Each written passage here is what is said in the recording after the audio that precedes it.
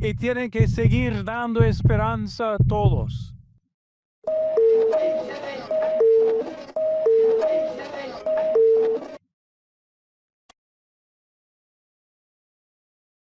Están viendo este episodio de Diálogos. El día de hoy, bueno, tenemos un programa especial relacionado a San Alberto y con un invitado especialísimo, profesor de nuestra casa de formación, el padre Henry Chacón, que nos va a dar un poquitito algunas impresiones respecto a la filosofía que nos presenta ese santo de la iglesia. Padre, bienvenido a este Luis, programa, ¿verdad? muchas Y gracias. bueno, para aprovechar el tiempo, ¿verdad? Que siempre es corto, vamos a empezar con un planteamiento que quisiera hacerle al padre. Primero que todo, ¿quién es San Alberto Magno? Entonces, un gusto estar aquí entre ustedes. Hablar de la figura de San Alberto Magno en cuanto doctor universal de la Iglesia Católica es acercarnos a una figura gigantesca del pensamiento de Occidente y en modo particular de la Iglesia Católica por su vasto conocimiento, un conocimiento prácticamente enciclopédico que él supo recibir y transmitir, particularmente dejando como herencia su huella profunda en su discípulo más famoso, que fue Santo Tomás de Aquino. Estamos hablando de un hombre del siglo XIII, va naciendo hacia el año 1199, morirá en el año 1280, nació en Baviera, Alemania, y a los 24 años, muy joven, quizá antes había estudiado jurisprudencia, ingresó a la Orden de los Padres Predicadores, fundada por Santo Domingo de Guzmán y que fue aprobada en sus primeros estatutos en 1216. Entonces estamos hablando de una persona muy lejana en el tiempo, pero que sus intuiciones intelectuales, sus preocupaciones intelectuales y en modo particular el hecho de que ingresó a una orden religiosa mendicante recién fundada en el siglo XIII, pues le va a otorgar a él la posibilidad de desarrollarse ampliamente en los estudios. ¿Por qué? Porque el lema de los dominicos es contemplata alistradere. Las cosas que se contemplan se transmiten a los demás. Él hará su recorrido como religioso dominico, llegará a ser maestro, en teología por la Universidad de París, enseñará en la Universidad de París, donde estará también con Santo Tomás de Aquino, y posteriormente se irá al norte, a Colonia, una de las ciudades del norte de Europa más famosas en ese momento, para poder desarrollar lo que se llama en los padres dominicos, en esta historiografía dominicana, un Instituto General de Estudios. Entonces, ¿quién fue San Alberto Magno?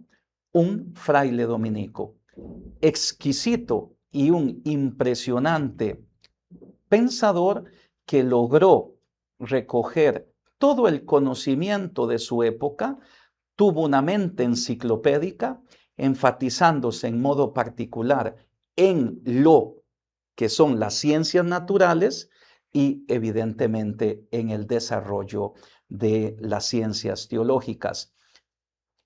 Ok, padre, y vamos a ver, usted ahorita acaba de mencionar que San Alberto influenció, ¿verdad? Como profesor, ¿verdad? O antecesor de una u otra forma de Santo Tomás, ¿verdad? Uh-huh. Entonces, Santo Tomás, que es tan importante y que más adelante en otro episodio de Diálogos abordaremos, em, vamos a ver, la figura de él, pues tiene una influencia, ¿verdad? En la historia Sí. del pensamiento propiamente. Uh-huh. Entonces, ¿cuál es esa influencia que ejerce San Alberto, perdón, en la historia del pensamiento filosófico? Muy bien, el puesto de San Alberto Magno en la historia del pensamiento cristiano en la historia de la filosofía medieval, pues es un puesto de primer orden. Aquí ya tenemos un contexto histórico particular. El siglo XIII será el siglo de oro de la escolástica, donde el pensamiento cristiano alcanzará las cotas más altas de inteligibilidad acerca de lo creado y acerca de Dios. Será la época de la cristiandad medieval. Será un momento particular por diversos factores históricos. ¿Cuál es el puesto particular de San Alberto Magno? Ante todo, él se interesó por las ciencias naturales. Se interesó por la zoología, se interesó por la biología, se interesó por todo aquello que respecta a la creación natural. Siendo él un eximio teólogo, uno de sus puntos de interés particular radicó precisamente en el ámbito natural. Esto va a ejercer en él la posibilidad de profundizar en lo que respecta a la antropología, de la que después Tomás de Aquino alcanzará una influencia no indiferente. Como también San Alberto va a sentar las bases para un auténtico diálogo entre la filosofía y la teología, entre la razón y la fe. San Alberto también será importantísimo en la historia del pensamiento cristiano del siglo XIII, porque él va a ser el encargado de potenciar la lectura cristiana de Aristóteles. Aristóteles será una de sus fuentes particulares. Aristóteles, junto con el pseudo Dionisio, junto con lo que se denominaba el neoplatonismo cristiano, pues van a ser sus grandes fuentes filosóficas. Asimismo, será influenciado por Platón, pero su marca particular la debió a Aristóteles. Aristóteles había hecho su entrada en el occidente cristiano en el siglo VI con Boecio, lo que se denominaba la lógica vieja, y en el siglo XII, el siglo antecedente al de San Alberto, pues de la mano de los comentadores árabes hubo una segunda introducción de Aristóteles en Occidente. En esta se conocieron sus libros sobre la física, sobre la ética, sobre la naturaleza. Pero ¿cuál era el problema? El problema es que Aristóteles, precisamente porque estaba en relación con los filósofos árabes, entra en Occidente de mano de los filósofos árabes, entonces había sido su pensamiento concebido de una manera equivocada. Se transmitió un Aristóteles que era corrupto, un Aristóteles que no era el auténtico Aristóteles. Y esta era la intuición de San Alberto Magno. San Alberto Magno, por tanto, toda su vida va a estar interesado en Aristóteles, va a comentar los textos que él conoció, estaba convencido de que era posible con Aristóteles leer desde el punto de vista natural aquellos prolegómenos, aquellos propedéuticos intelectuales que son necesarios para la recta introducción, para poder recibir correctamente a la revelación. Entonces, la importancia de San Alberto radica en recibir a Aristóteles en un medio en el cual estaba prohibido. Ya se había prohibido en 1210, se había prohibido en 1215, en la década de los 30 del siglo XIII también se había prohibido, pero él siguió teniendo la osadía de explicarlo, intentando depurar aquellos elementos árabes, particularmente de Averroes, que lo hacía incompatible con la fe. Porque aquí es donde se encuentra el punto. Aristóteles venía prohibido, su lectura venía prohibido en el seno de la iglesia, precisamente porque era incompatible con la revelación. Uno de los grandes trabajos de San Alberto, que continuará Santo Tomás, es depurarlo. Luego tendrá otras fuentes, como dije hace poco, particularmente la teología negativa del pseudo Dionisio de Areopagita, un autor bizantino del siglo VI, donde lo que es fundamental es el conocimiento negativo de Dios. De Dios sabemos lo que no es más que lo que es. La esencia de Dios es infinita, nuestra capacidad intelectual es finita y por tanto nosotros no podemos comprender a Dios, puesto que nosotros somos criaturas. Pero sí podemos saber lo que Dios no es. Esto jugará también posteriormente en Santo Tomás de Aquino un rol no indiferente.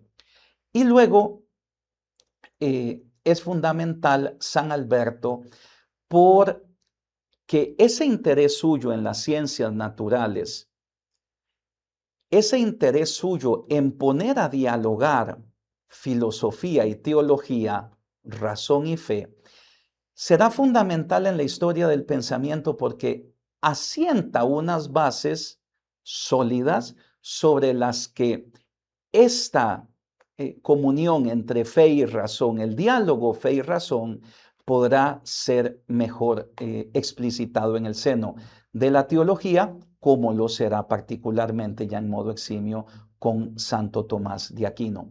San Alberto respetó los métodos de ambas ciencias, sabía perfectamente que las ciencias naturales tienen su método, que la filosofía tiene su método y que la teología tiene su método. Evidentemente en ciencias naturales lo que es la observación, la experimentación, en filosofía el conocimiento a partir de las causas de los principios y en teología que el conocimiento inicia a partir de los principios que son revelados por Dios. Es decir, los principios que nosotros tomamos por revelación. Esos principios revelados y que después serán articulados en el credo, pues constituyen el fundamento de la ciencia teológica. Aquí no se trata de que hay diversas verdades, sino que son ciencias distintas que estudian de modo particular distintos elementos pues, de este mundo en el cual nosotros vivimos y ya desde la teología, la ciencia que lleva a la salvación. Esto evidentemente en Tomás influirá muchísimo. Aquí también pues es importante ante todo la contribución antropológica de San Alberto. ¿Por qué? Porque San Alberto, al dar un profundo énfasis a lo que respecta a las ciencias naturales, entonces va a tomar mucho en consideración la parte corporal del ser humano.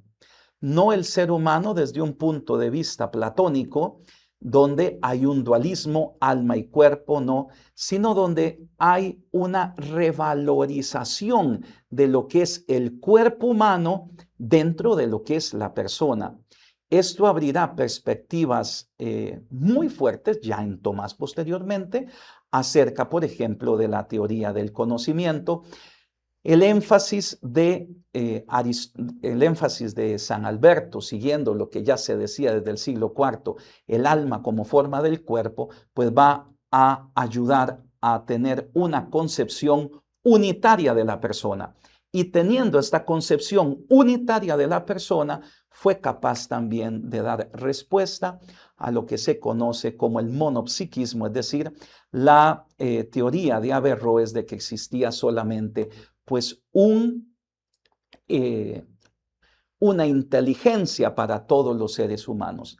Alberto, pues basado en los que son los rudimentos propios de la experiencia, como además lo que significa esta unión corporal psíquica, alma-cuerpo, fue capaz de individuar que cada sujeto posee una inteligencia propia porque cada sujeto es el agente que actúa en su propio conocimiento.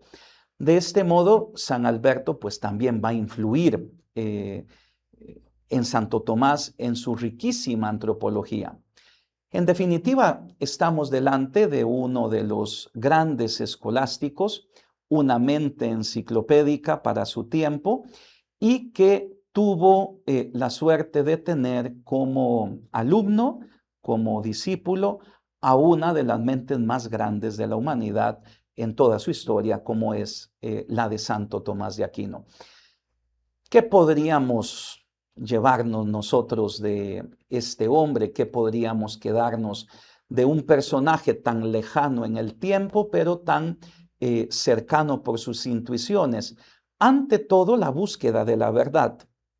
Creo que este es uno de los puntos principales, la búsqueda de la verdad en el ámbito natural, la búsqueda de la verdad en el ámbito sobrenatural.